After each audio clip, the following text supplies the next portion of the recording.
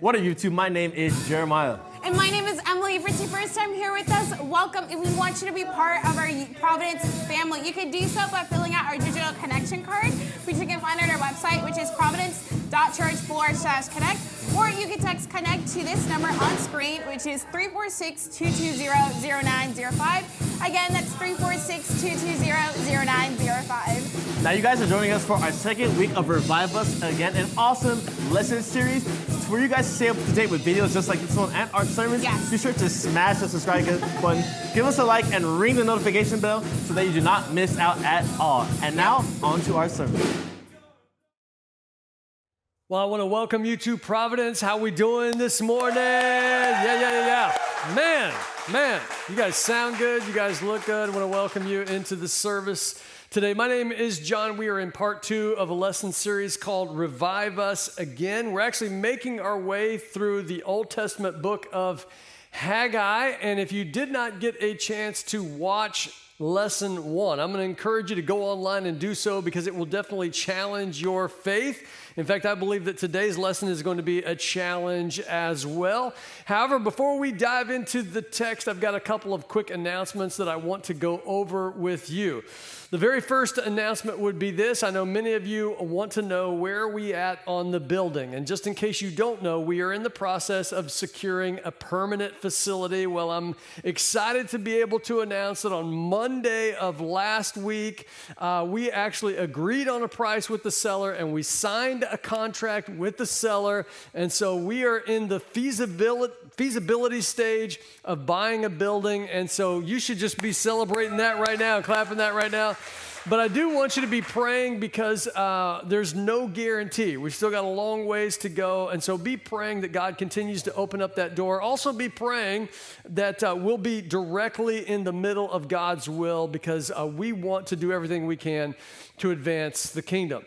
Now, second announcement that I have actually has to do with April 4th. And I know our announcement team already covered this, but I'm going to do it again. April 4th is Easter Sunday.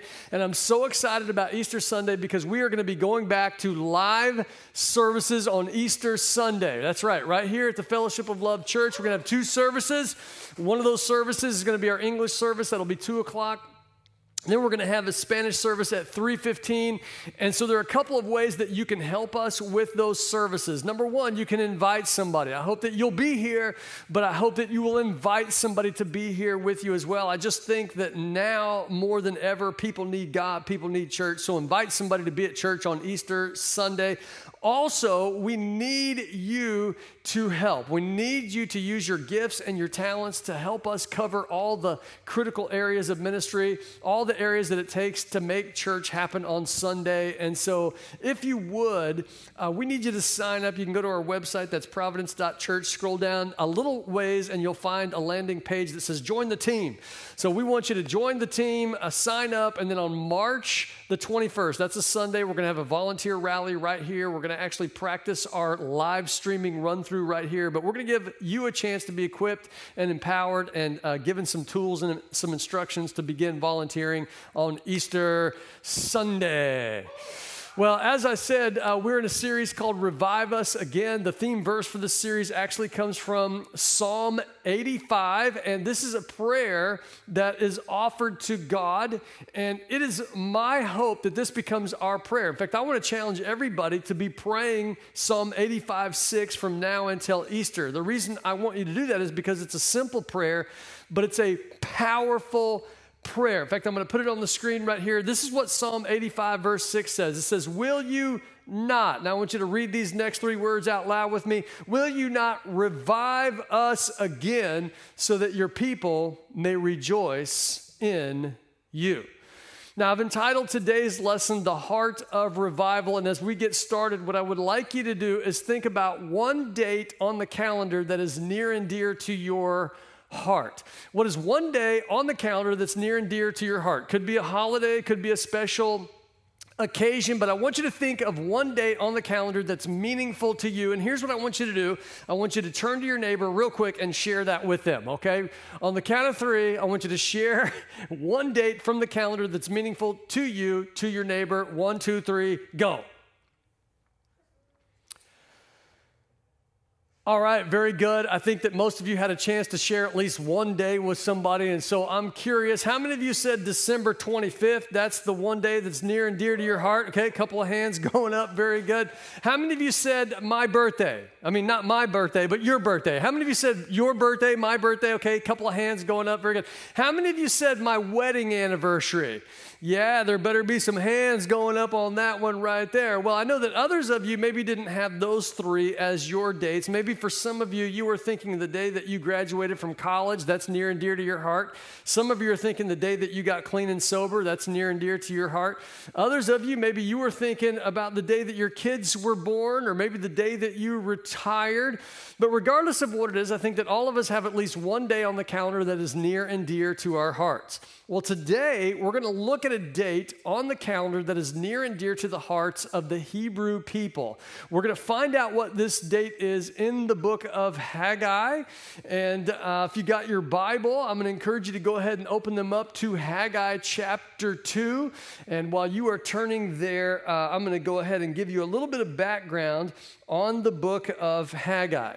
Now, last week, we talked about the fact that in the year 587 BC, the Hebrew people had kind of drifted away from God, and so God allowed a group of people known as the Babylonians to invade Israel and actually destroy the city of Jerusalem as well as the temple. Now, last week, we also talked about the fact that the temple was not just some ordinary building, okay? It wasn't like the church buildings we see today. Instead, the temple is where the Spirit of God actually dwelt. But once the city was destroyed and once the temple was destroyed, the people were actually carried off into captivity where they stayed for 50 plus years. And while the people are in captivity, they are dreaming of the day when they can return to Jerusalem and rebuild the city and actually rebuild the temple. And in 538 BC, in his sovereignty, God allowed the people to actually return to the city of Jerusalem and begin rebuilding. Unfortunately, they ran into a group of people known as the Samaritans. The Samaritans didn't want to have anything to do with their construction project, and so they stood in opposition. They said, if you guys keep working on the city, we're going to attack, we're going to destroy you, we're going to wipe you out. And so for 16 years, the people did nothing, nada, zippity-doo-dah. For 16 years, the people did nothing except work on their own houses. They didn't work on the city. They didn't work on the temple. And so after 16 years, God shows up. He speaks to a prophet named Haggai. And this is what Haggai tells the people of God. He says, you know what? You guys have been hanging out long enough. Here's what you need to do. You need to chill out. You need to finally be about my business, because now is the time to build the temple, which is what they do. They begin to build the temple. In fact, I want to pick up where we left off last week. This would be Haggai chapter 1, verses 14 and 15. You can see it right there on the screen. I'm going to read it from my Bible. It says this: So the Lord stirred up the spirit of the whole remnant of the people, and they came and they began work on the house of the Lord Almighty their God on the 24th day of the 6th month in the 2nd year of King Darius. Now, hopefully you notice that there's a date in there. The 24th day of what month? The 6th month. So when would that be? Well, according to the Jewish calendar, the 6th month would be September. Okay, so September 24th, they begin work on the temple. But just 90 days later, just 3 months later, all of a sudden the people start getting tired, the people start getting discouraged, morale starts to go down, and the momentum for building the temple begins to slow. So I've got a question. If it was God who stirred the hearts of the people, then why is it after 90 days that we see the hearts of the people begin to be discouraged and begin to slow down in their pace of rebuilding? Well, here's the answer. I believe just because God stirs your heart doesn't mean that your heart has changed. I want you to let that sink in for just a minute, okay? Just because God stirs your heart doesn't mean that your heart has changed. Or I could say it another way. Just because God gets you all fired up one day doesn't mean that you're really ready to commit your life to Him every day. I want you to think about it like this. How many of you have ever been really excited about getting in shape? Anybody been really excited about getting in shape? Yeah, I see a few hands going up around the room. Well, I know that I get excited about getting in shape, and usually it's about this time every year. Okay, maybe you're the same way, because this time every year, the sun starts to come out, right? And I start thinking, oh, summer's on the way. Summer's coming. And I'm thinking, I got to get my beach body ready to go, because I put on a few pounds during the winter months. You know, the holidays weren't kind to me, and I put on a few pounds, and so I got to start getting ready. And so many of us, we get really excited about getting in shape about this time of the year. In fact, many of us will go out to like Academy or Dick's Sporting Goods, and we'll get ourselves a new pair of yoga pants. Okay, not me. I don't wear yoga pants, but you know, maybe a muscle shirt or something. Maybe we'll get some protein powder, some energy bars. Maybe some of us will get so excited that we clean all the junk food out of the pantry. We're just all excited, right? But if you've ever been excited about getting into shape, then you know how easy it is to be excited one day. And how hard it is, right, to get up out of bed and actually go work out the next day. Because it's easy to be excited at night until that alarm clock goes off in the morning, and then you've actually got to go to the gym. And so you go to the gym, it's like, man, the first day, maybe that wasn't too tough. Second day, maybe that wasn't too tough. But 3 or 4 days in, 3 or 4 weeks in, it's like, man, especially if you're not seeing any results. You know what I'm saying? If you're not seeing any results, it's hard to be excited about continuing to work out. Well, the same thing happens in our spiritual lives. In fact, as you read through the book of Haggai, what you discover is that the Israelites are fighting the same battle that many of us face when we start following God, and yet we don't see any results. When we start following God, and yet it doesn't feel like our life is getting any better, we begin to face something that I'm going to call selective obedience. So what in the world is selective obedience? Well, selective obedience works like this. God, I'm going to follow you. I'm going to obey you as long as you bless me. I'm going to follow you as long as you continue to show your favor toward me. But the minute things aren't working out the way that I hoped they would, or that I planned that they would, or the minute that life starts to get a little bit difficult, that's when obedience to you is going to become an option for me. And man, I think that many of us face that today, don't we? Many of us struggle with selective obedience today, because many of us have said something like this: God, I'm trying to do life the way that you want me to do life. God, I'm trying to pray. God, I'm trying to go to church. God, I'm trying to stay away from that gossip circle at work. I'm trying to do what you want me to do, but it just doesn't seem like anything is working out the way that I thought it was supposed to work out. And when things don't work out the way that I think they're supposed to work out, then I start to question God. I start to say things like this, you know, God, I thought my life was going to get better if I followed you. I thought my marriage was going to get better. I thought my kids were going to start making better decisions. I thought I was going to start experiencing more peace in my life, but things don't seem to be getting any better. And so because they're not getting any better, I'm just not sure that I can keep doing this. I don't think I can continue to follow you. Well, that is what I would call selective obedience. But here's the problem with selective obedience. Selective obedience is not obedience. Okay? In fact, I'm going to say it probably is closer to disobedience than obedience. Selective obedience isn't obedience at all. That's because God's commands are never optional. Have you thought about that? God's commands are not optional. And so when God says, love your neighbor, what he did not mean is love your neighbor as long as they love you back. When God said, I want you to be pure and I want you to wait for marriage, what he did not say is, I only want you to be pure if you have the willpower to do so. Or God would say, hey, I want you to build my kingdom. But he did not say, I want you to build my kingdom only if it's convenient for you, only if you got time to do it. No. God didn't say any of that. That's selective obedience, and yet selective obedience is not obedience at all. It's either all or nothing. It's all the way or it's no way. But here's the good news. Obedience always comes with a promise. Obedience always comes with a promise. And here's the promise. God promises that blessings always follow obedience. Blessings always follow obedience. Maybe not exactly the blessings that you're thinking of, but I can promise you that God always honors our obedience. In fact, I want you to check out this incredible promise that God makes to Israel. Okay, this is in Haggai chapter 2, verse 6. This is so incredible to me. This is what God says. This is what God promises to the people because of their obedience. He says, this is what the Lord Almighty says. In a little while, now, I want you to underline that phrase. I want you to circle that phrase because I'm going to come back to it in just a second. But in a little while, I will once more shake the heavens and the earth, the sea and the dry land. I will shake all nations, and the desired of all nations will come, and I will fill this house with glory.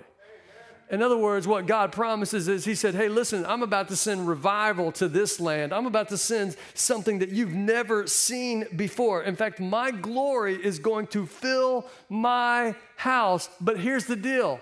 It's not going to happen in your timing.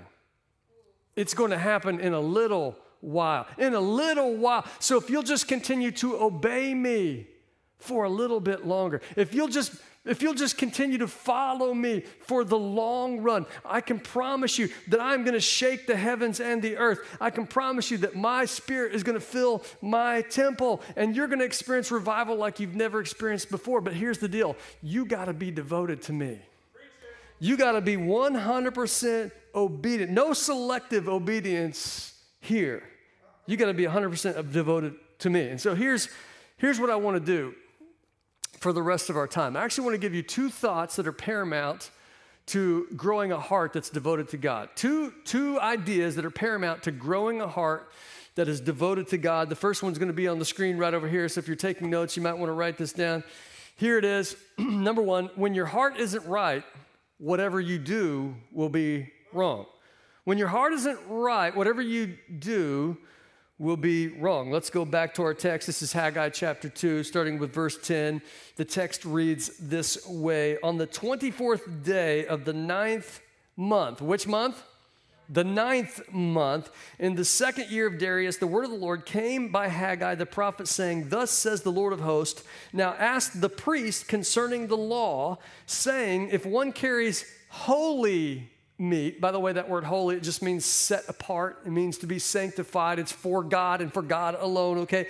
If it's whole, if anyone carries holy meat in the fold of his garment and with the edge he touches bread or stew, wine or oil or any food, will it become holy?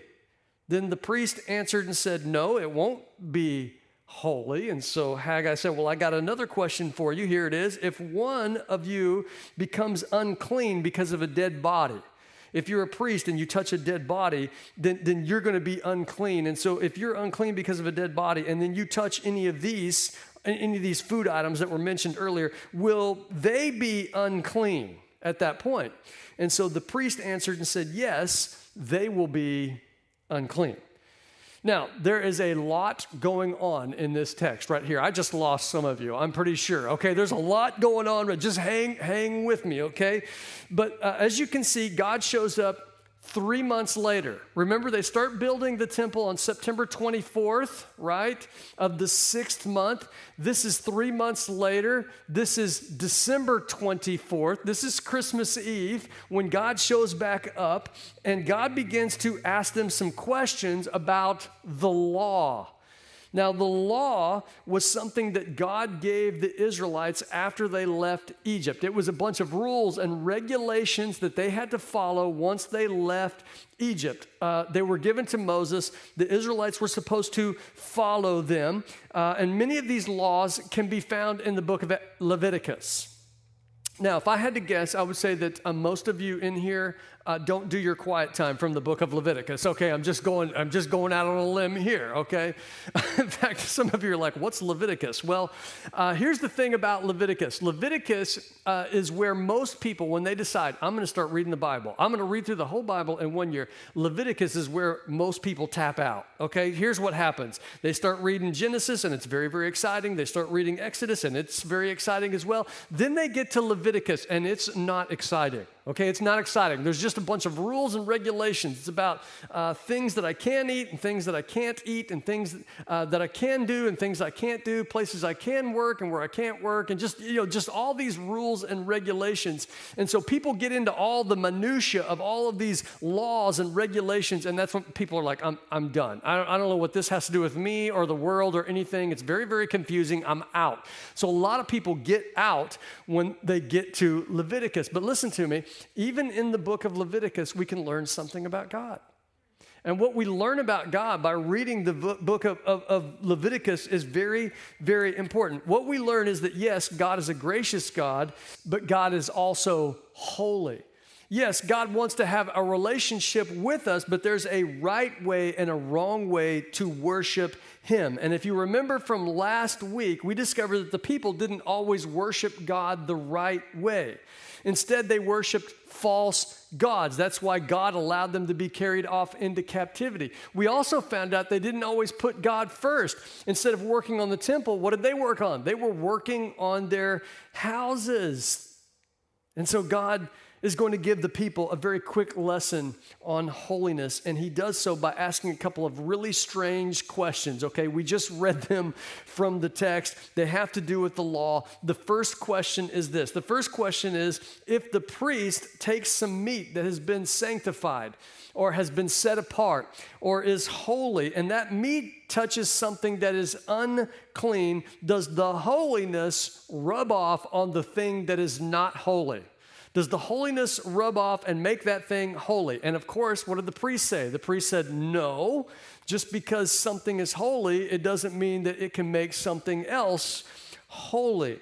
And then they got asked a second question. If the priest touches a dead body and then that priest is now unclean, if they go and they touch anything else, will that thing become defiled? Will that thing become unclean or unholy? And the answer was, yes, that thing will become unclean.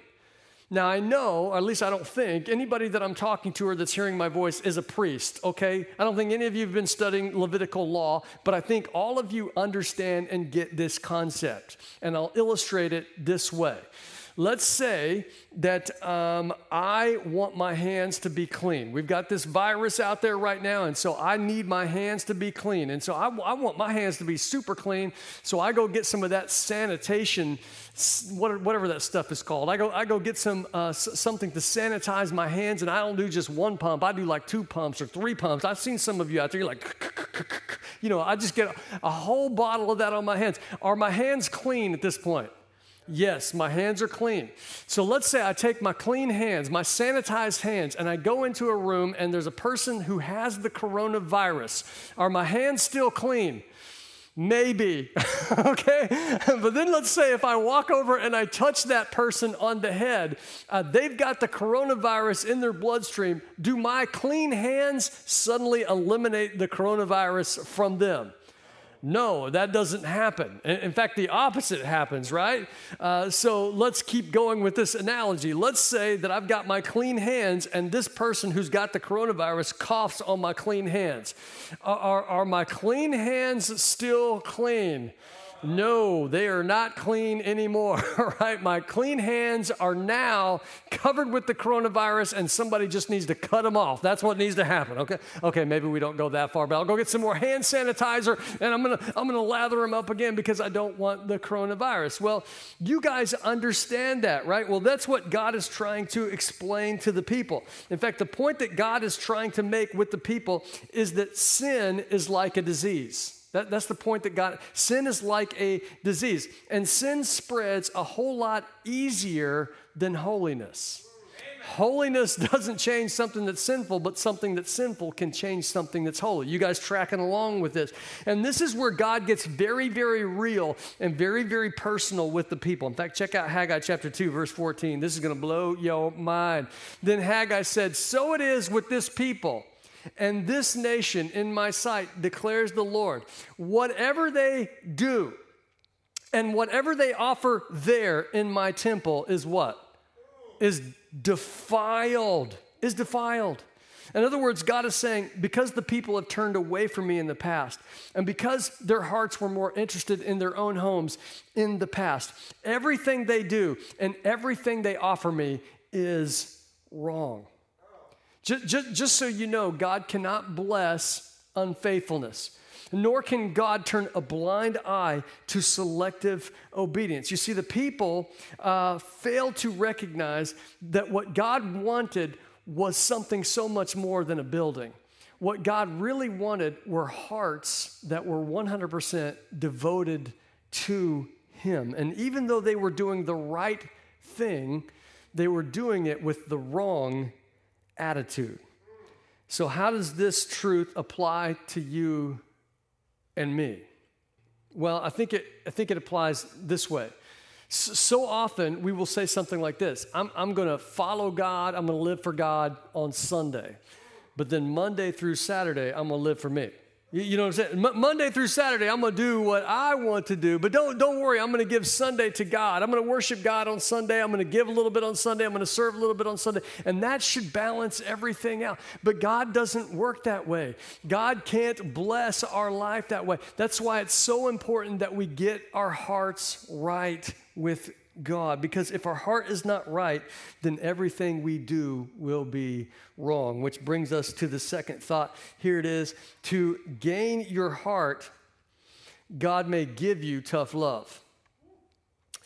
To gain your heart, I hate to even be preaching this today, but God may give you a little tough love. Let's return to Haggai chapter 2. I want to pick up in verse 15. It says this. It says, "Look at what was happening to you before you began to lay the foundation of the Lord's temple. When you hoped for a 20-bushel crop, you harvested only 10. And when you expected to draw 50 gallons from the winepress, you only found 20. Now, this section includes a little comparison and contrast object lesson. Basically, God is saying, I want you to think about what your life was like before you started to rebuild the temple. Do you remember what your life was like back then? Back when you used to plant all these crops and you hoped for a big harvest, but you never got a big harvest. You only got like half of what you were hoping for. Or when you threw a bunch of grapes in the wine press and you were hoping to get like 50 bottles of wine and all you got were like 20 bottles of wine. And then God goes on to explain why that is. Listen to what God tells the people next. He says, I sent blight and mildew and hail to destroy everything that you worked so hard to produce. Even so, even though I did all those things, you refused to what? To return to me, says the Lord. Now, if I'm honest, I don't really like this picture of God, okay? I don't like the idea that a good God would allow bad things to happen to me.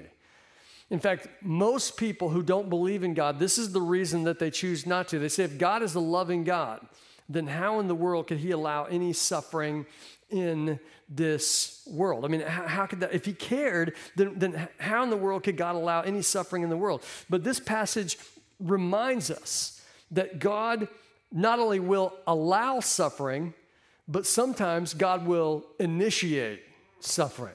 You know what I'm saying? And he did so in Haggai because he was trying to do what? He was trying to get the people to return back to him. Now, I want to be very, very careful here. I don't want you walking out thinking, Pastor John just said that everything that bad happens to me or everything that bad happens in the world, that I deserve that or the world deserve that, and that God is trying to punish everybody on earth. That is not what I'm saying. Let me be very, very clear that every time something bad happens doesn't automatically mean that God is the cause. The reality is that sometimes bad things happen because we live in a bad world. Okay, we live in a jacked up, broken world that is cursed by sin. However, I've just noticed that there have been times in my life when my heart has turned away from God, that God has allowed some things to happen to me so that my heart will return to him. Now, I was thinking about a way to illustrate this, and I think I came up with a good way to do so. And so what I want you to do is I want you to think about maybe the possibility of you owning a business. Let's just say that you own a business and you want to be a good boss to your employees, okay? In fact, you were boss of the year in 2020. You were a great boss, but along the way, you discovered that you have an employee who always comes in 2 hours late, always goes home 2 hours early, always takes 2 hours for a lunch break. And so you decide, I got to talk to this employee, right? I mean, everybody likes him. He always does good work, but man, he's taking advantage of your kindness. Now, if you're a good boss, what do? You bring that person in, you have a conversation, you say, listen, these are not my expectations. These are not the values of the company. And so we really need you to get to work on time. We really need you to go home on time. And really, we need you to not take such a long lunch break. Do you think you can do that? And if they say okay and they change, then it's good. But if they say okay and they just go back to doing whatever, then what do you got to do if you're the boss of the company? Well, if you're a good boss, you fire them. I'm kidding. You don't do some of you are like, yeah, that's what. No, not yet. Okay, not yet. If you're a good boss, you bring them in and you write them up, and maybe you suspend them without pay or something like that. So why are you doing that? Why would you do those things? Because you're not a good boss? Because you're a bad boss? No, you're not doing those things because you're a bad boss. You're doing those things because this person is being a bad employee.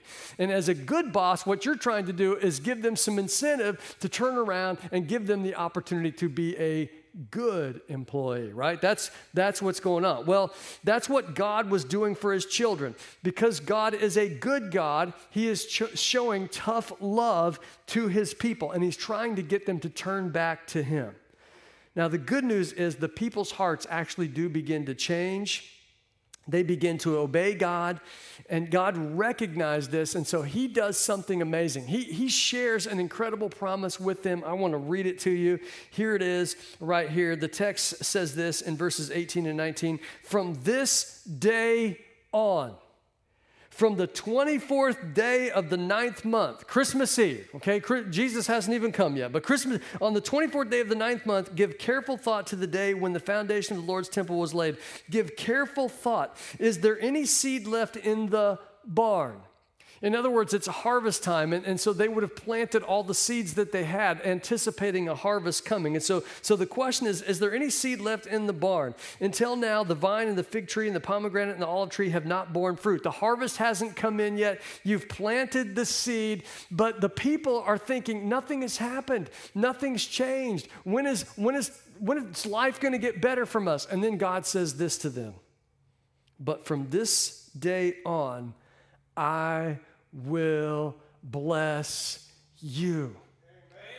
In other words, God says, I want you to circle this date on your calendar because I know that you've turned your hearts back to me, and I know that I've shown you some tough love in order to help you to do that, but because you are living in obedience to me, now I'm going to bless you in ways that you've never seen before, and so I want you to circle this date on the calendar. Now, the text doesn't tell us this, but this was the harvest season. The seeds would have already been planted. The people would have been waiting for the rains. And in my mind, I just get this picture that the next day, December 25th, when the people got out of bed, after God said, mark this day, because from this day forward, I just have this picture in my head that everybody got up, they walked outside, and all of a sudden they begin to see the harvest rain. They begin to see the clouds forming. It had been a drought for years and years for these people, 16 to be exact. And all of a sudden the clouds are forming, and I just believe that God began to send the rains, and he began to bless them in ways that they could not even imagine. Now today is March the 7th. And I wonder, what if today was a day that you could circle on your calendar? Not because of a holiday, not because of a special event, but because today is the day you said, I'm going to be obedient to God. I'm going to follow God. I'm going to be all in. And this is the day that God said, because of your obedience, I am now going to bless you.